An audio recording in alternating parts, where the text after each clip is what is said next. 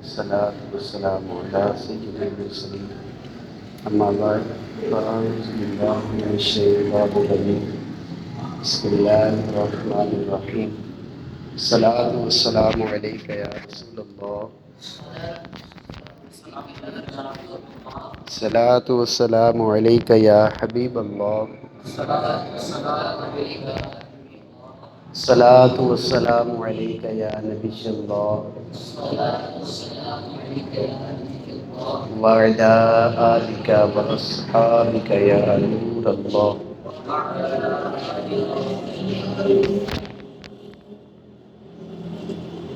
نويت سنة الاعتكاف۔ اللہ پاک کے آخری نبی صلی اللہ تعالی علیہ وآلہ وسلم کا فرمان ہے، جو میرا امتی جمعہ کے دن میری ذات پر 80 مرتبہ درود پاک پڑھتا ہے، اللہ تبارک و تعالی اس بندے کے 80 سال کے گناہ معاف فرما دیتے ہیں۔ آپ نیت فرما لیں انشاءاللہ 80 مرتبہ درود پاک پڑھیں گے۔ صلو علی الحبیب۔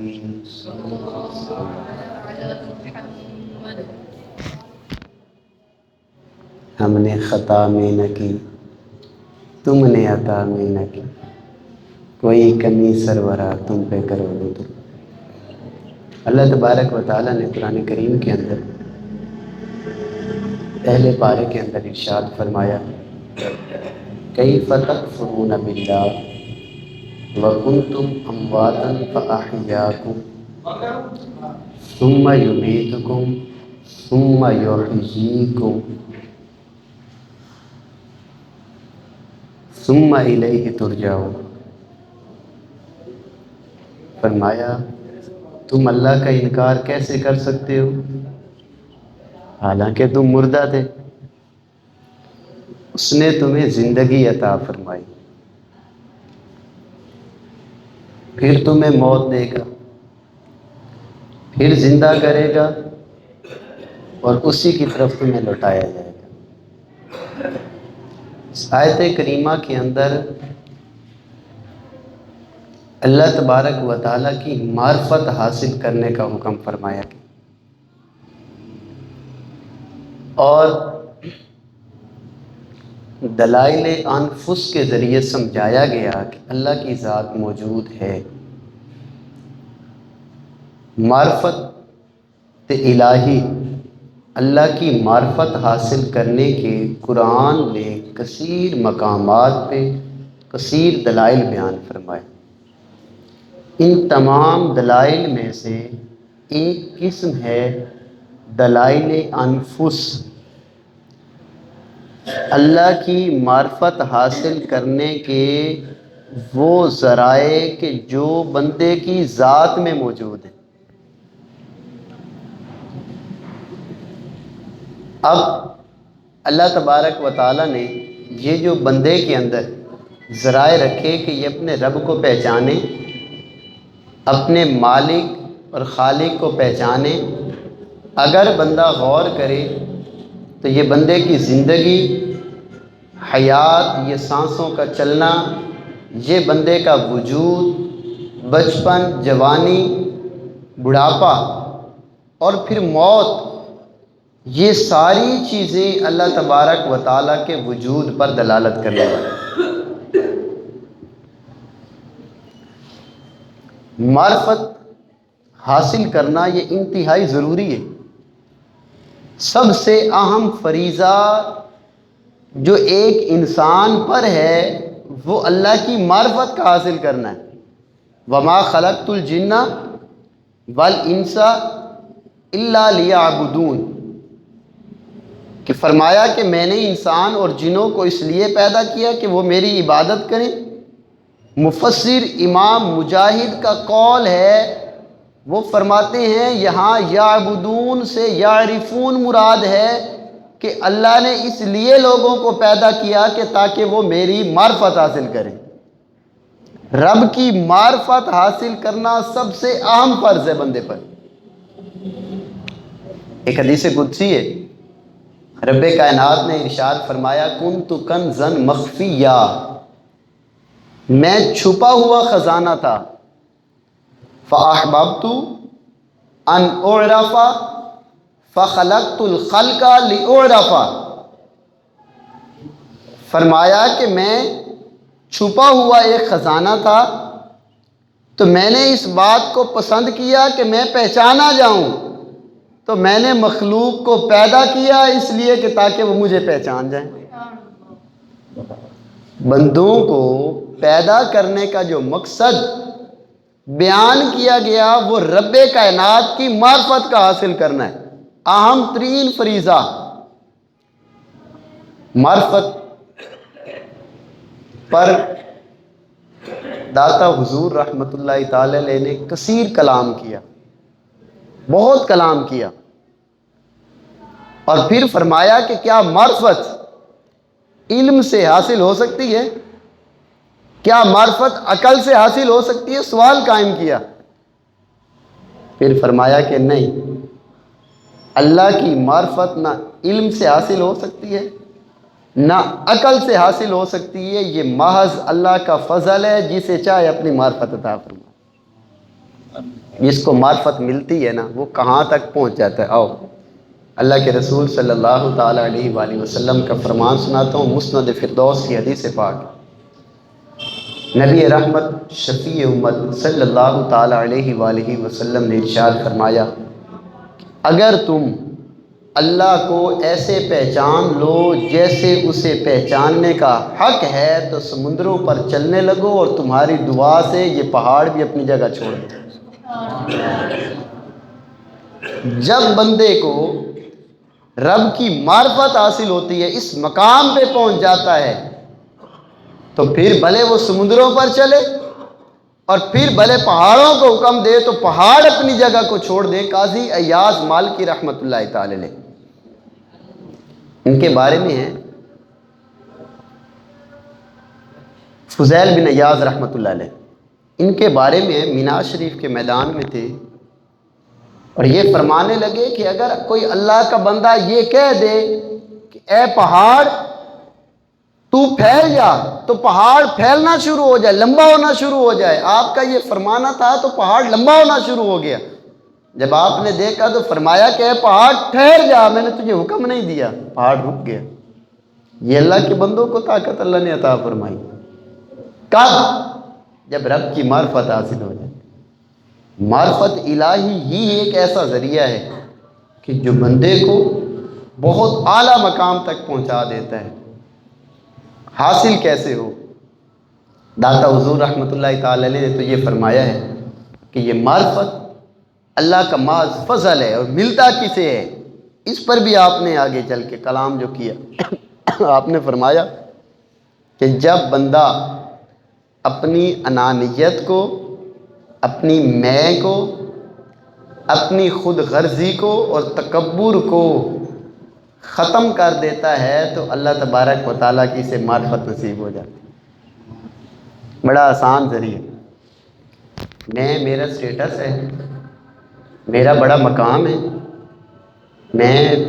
میں تو یہ کر سکتا ہوں، میں تو وہ کر سکتا ہوں، یہ اس نے میرے ساتھ یہ کیا تو یہ ہو کیسے سکتا ہے؟ میرے بارے میں کسی نے یہ بات کہی ہے تو اس کی اتنی ہمت اور جرت۔ یہ جو اندر کا نفس اور تکبر ہے، جب یہ کسی شخص کا یہ اسرائیلی پروڈکٹ کے بارے میں لوگوں کی آگاہی کرنی ہے، ہم ان سے بائیکاٹ کرتے ہیں تو لوگوں کو پیغانی سے۔ تو جب انانیت ختم ہو جاتی ہے تو پھر بندے کے وجود کا حصہ اس بات کی گواہی دیتا ہے کہ رب کائنات موجود ہے۔ معرفت حاصل کرنے کا یہ آپ نے جو داتا حضور رحمۃ اللہ تعالی علیہ نے ذریعہ بتایا ہے وہ ہے کہ اپنی انانیت اور اپنی میں کو ختم کرنا ہے۔ اللہ تبارک و تعالیٰ نے، میں نے جو قرآن کریم کی آپ کو آیت کریمہ سنائی اس کی طرف میں آپ کی تفسیر اس کی چند بیان کرتا ہوں۔ فرمایا کہ کنتم امواتا کیف تکفرون باللہ، تم اللہ کا انکار کر کیسے سکتے ہو؟ تم مردہ تھے، اللہ نے تمہیں احیاکم زندہ کیا، ثم یمیتکم پھر تمہیں موت دے گا، ثم یحییکم، پھر تمہیں زندہ کرے گا، ثم الیہ ترجعون، پھر تم سب کو اس کی طرف لوٹایا جائے گا۔ انسان کی 5 حالتوں کو بیان کیا، موت، پھر حیات، پھر موت، پھر حیات، اور پھر اللہ کی طرف لوٹنا اس آیت کریمہ میں۔ اور اس سے پہلے یہ ارشاد فرمایا کہ تم رب کا انکار کیسے کر سکتے ہو؟ ان حالتوں کے اندر تم اپنی حالت کے اندر، اپنے 5 اور 6 فٹ کے انسان کے اندر، اپنی ذات میں اگر اس بات کا تم غور کرنا شروع کرو گے تو اللہ کی قدرت کے دلائل تمہیں ملیں گے اور تم رب کا انکار نہیں کر سکو گے۔ فرمایا کہ تم مردہ تھے۔ اس کے اندر اگر بندہ غور کرے نا کہ میں تو کچھ بھی نہیں تھا، هل اتى على الانسان حين من الدهر لم يكن شيئا مذکورا، قرآن پاک میں سورۃ الدہر، اس سورت کا نام سورۃ الانسان بھی ہے۔ اس کے اندر اللہ تبارک و تعالیٰ نے فرمایا انسان پر ایک زمانہ گزرا ہے کہ یہ کوئی قابل ذکر شے ہی نہیں تھی۔ اگر بندہ صرف یہی سوچ لے کہ یار میرا تو یہ وجود ہی نہیں تھا، میں تو کچھ تھا ہی نہیں اور دنیا میں بھی نہیں تھا، تو یہ وہ شے ہے کہ جو بندے کی میں کو ختم کر دیتی ہے کہ اب اللہ نے مجھے زندگی عطا فرمائی، رب نے مجھے علم اور عقل عطا فرمایا، اور اللہ کے احکام اور اللہ کی قدرت کو میں اپنے علم اور عقل کے اوپر پرکھنا شروع کر دوں تو بندے کو اس بات کی شرم آئے کہ وہ رب کے جس نے مجھے نیست ہستے ان کے اندر کر دیا، نہ تھا اور کر دیا، ہو گیا ہوں، تو بندہ اس بات سے پیچھے ہٹ جائے گا کہ میں اللہ کی قدرت کے اندر کس طرح جا کر اس کا موازنہ کرنا شروع کر دوں۔ تو سب سے پہلی دلیل اللہ تبارک و تعالیٰ نے یہ ذکر فرمائی کہ تم انسان ہی نہیں تھا، سارا کا سارا کوئی بندہ روئے کائنات پر نہیں تھا، ایک زمانہ اسی طرح اس کے اوپر گزرا ہے۔ اسے چاہیے کہ اپنے اندر کی میں اور اپنے اندر کا تکبر یہ ختم کر دے۔ دوسری بات اللہ تبارک و تعالیٰ نے فرمائی فَأَحْيَاكُمْ، پھر اللہ تبارک و تعالیٰ نے تمہیں پیدا کیا اور زندگی عطا فرمائی۔ زندگی کیسی عطا فرمائی؟ قرآن میں فرمایا لَقَدْ خَلَقْنَا الْإِنسَانَ فِي أَحْسَنِ تَقْوِيمٍ، ہم نے انسان کو بڑی اچھی شکل کے اندر پیدا کیا۔ امام جعفر صادق رحمۃ اللہ تعالی علیہ، امام اعظم رحمۃ اللہ تعالی علیہ کے پیر و مرشد بھی ہیں۔ امام اعظم فرماتے ہیں کہ امام جعفر صادق کی صحبت مجھے نہ نصیب ہوتی تو میں راہ راست سے ہٹ جاتا۔ امام اعظم کے بارے میں امام اعظم سے امام جعفر صادق رحمۃ اللہ تعالی علیہ نے پوچھا کہ اے نعمان، کیا تم جانتے ہو کہ ناک کی گرمی، آنکھ کی ٹھنڈک اور کان کی جو کڑواہٹ ہے یہ کس سبب سے ہے؟ کیا معلوم ہے؟ اپنا حسن آ جاتا ہے، آپ بیٹھ جاؤ، آپ کو نہیں پتہ چلے گا۔ صلو علی الحبیب صلی اللہ تعالی۔ آواز پہنچ رہی ہے، کوئی اتنی زیادہ بندے نہیں ہیں، آپ توجہ سے سنیں۔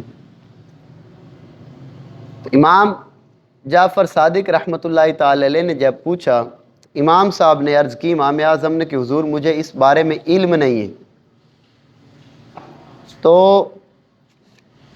امام جعفر صادق رحمۃ اللہ تعالی علیہ فرمانے لگے کہ میرے نانا جان حضور نبی رحمت صلی اللہ تعالی علیہ وآلہ وسلم نے ارشاد فرمایا کہ اللہ تبارک و تعالی نے انسان کو کس انداز کا بنایا اور کیسے بنایا، اسے چاہیے کہ تخلیق میں غور کرے۔ آنکھ بندے کی چربی کی بنی ہے، اگر اس کے اندر ٹھنڈک نہ رکھی جاتی تو یہ پگھل جاتی۔ اور فرمایا کہ کان کے اندر کڑواہٹ رکھی، اگر کان میں اللہ تبارک و تعالیٰ کڑواہٹ نہ رکھتا تو اس کے کان کے اندر کیڑے مکوڑے چلے جاتے اور عقل کے اندر جا کر اس کو نقصان پہنچاتے۔ اور ناک کے اندر جو گرمی رکھی اللہ تبارک و تعالیٰ نے، سانس لیتے ہیں تو گرم ہو جاتا ہے فوراً ہی اندر جا کے۔ تو یہ جو گرمی اللہ تبارک و تعالیٰ نے رکھی اس لیے رکھی کہ اگر ناک میں گرمی نہ ہوتی تو انسان سانس لیتا اور عقل تک بدبو پہنچ جاتی اور اس کی ساری عقل بدبودار ہو جاتی۔ اور یہ زبان کے اندر جو مٹھاس اللہ تبارک و تعالیٰ نے رکھی اس لیے کہ تاکہ جب یہ کلام کرے تو میٹھا کلام کرے، اور فرمایا کہ اس لیے مٹھاس رکھی کہ تاکہ یہ چیزوں کے ذائقوں کو چکھ لے۔ وہ رب ہے کہ جس نے اتنی خوبصورت شکل کے اندر انسان کو بنایا۔ ایک شاعر نے کہا تھا وہ اللہ تبارک و تعالی ہے کہ جس نے تمہیں اتنی اچھی شکل عطا فرمائی، اگر وہ آنکھوں کو کندھوں پر لگا دے، ناک کو ماتھے کے اوپر لگا دے اور منہ کو پیٹھ کے پیچھے لگا دے تو تمہاری کیسی شکل ہو جائے۔ والذی یصورکم فی الارحام کیف یشاء، وہ ذات ہے کہ جو تمہیں تصویریں بخشتی ہے اور جیسی تصویریں چاہتی ہے۔ اور کہاں؟ فی الارحام، ماں کے پیٹ کے اندر تمہیں تصویریں عطا فرماتی۔ فتبارک اللہ احسن الخالقین، اور وہ برکت والی ذات ہے کہ جس نے تمہیں اتنی خوبصورت شکل عطا فرمائی۔ یہ انسان کے اندر اللہ تبارک و تعالیٰ کی قدرت کے دلائل موجود، اسی لیے تو فرمایا کیف تکفرون باللہ، اللہ کا انکار کیسے کر سکتے ہو اس کی قدرت کا۔ سب سے پہلی سورت بیان فرمائی کہ تم مردہ تھے، زندگی بخشنا یہ اس کی قدرت کی دلیل، پھر تمہیں زندگی کیسی عطا فرمائی، اچھی شکل اور صورت تمہیں عطا فرمائی، یہ اس کی قدرت کی دلیل، پھر اس کے بعد فرمایا ثم یمیتکم، پھر تمہیں موت عطا فرما دے گا، یہ بھی اس کی قدرت کی دلیل۔ بڑے بڑے متکبرین کا موت تکبر ختم کر دیتی ہے، بڑے بڑے انا پرست جو ہوتے ہیں، طاقتور ہوتے ہیں، ان کی طاقت کو خاک کے اندر ملا دیتی ہے، بڑے بڑے بادشاہوں کا تخت الٹ کے رکھ دیتی ہے یہ موت۔ یہ اس کی قدرت کی دلیل نہیں ہے۔ اگر بندوں کو موت ہی نہ آتی، آپ کو کیا لگتا ہے زمانہ کیسا ہو جاتا؟ موت کا صرف موت کا تصور ہی بندے کو ہلا کے رکھ دیتا ہے، اس کے اندر کا جو تکبر اور میں ہوتی ہے اس کو ختم کر دیتا ہے۔ یہ اللہ تبارک و تعالیٰ نے اپنے قدرت کی دلیل بیان کی کہ رب موجود ہے، وہ ایک ہی ذات ہے جو سب کو پیدا کرنے والی ہے، اور تم اس کا انکار کیسے کر سکتے ہو؟ کیف تکفرون، یہ سوچ ہی کیسے سکتے ہو کہ اللہ نہیں ہے، اللہ موجود نہیں، اللہ ہے۔ یہ ساری اس کی قدرت کے دلائل، یہ سب سے پہلے نہ ہونا، پھر زندگی دینا، پھر تمہیں موت دے دینا، یہ بھی اس کے قدرت کے دلائل۔ آگے ارشاد فرمایا ثم یحییکم، پھر تمہیں زندگی عطا فرمائے گا اور پھر تم اس کے پاس حاضر ہو جاؤ۔ یہاں دیکھیں اس کے اندر کتنی بڑی انسان کو ہلا دینے والی بات ہے، یہ کہ جب تم تھے نہیں، جس نے تمہیں پیدا کر دیا، اب دوبارہ اس کے لیے تمہیں زندگی دے کر موت دے کر اب اٹھانا اس کے لیے آسان ہے، اور اب اس کی بارگاہ کی طرف لوٹائے جاؤ گے، اور وہ موت کا دن ہوگا۔ قل ان الموت الذی تفرون منہ فانہ ملاقیکم، وہ موت عطا فرمائے گا جس سے تم بھاگتے ہو، اس سے جان نہیں چھڑا سکو۔ اب یہ موت کے بعد پھر اٹھا کے اس کی بارگاہ میں پیش ہونا، اور نامہ اعمال کے بارے میں فرمایا کہ پھر حساب کتاب کا معاملہ ہوگا، تم انکار اللہ کا کر کیسے سکتے ہو؟ امام غزالی رحمۃ اللہ تعالی علیہ نے بڑی پیاری بات کی، فرمایا کہ دو قسم کا انکار ہوتا ہے، کفر دو طرح کا ہوتا ہے، ایک کفر ظاہر ہے اور ایک کفر خفی ہے۔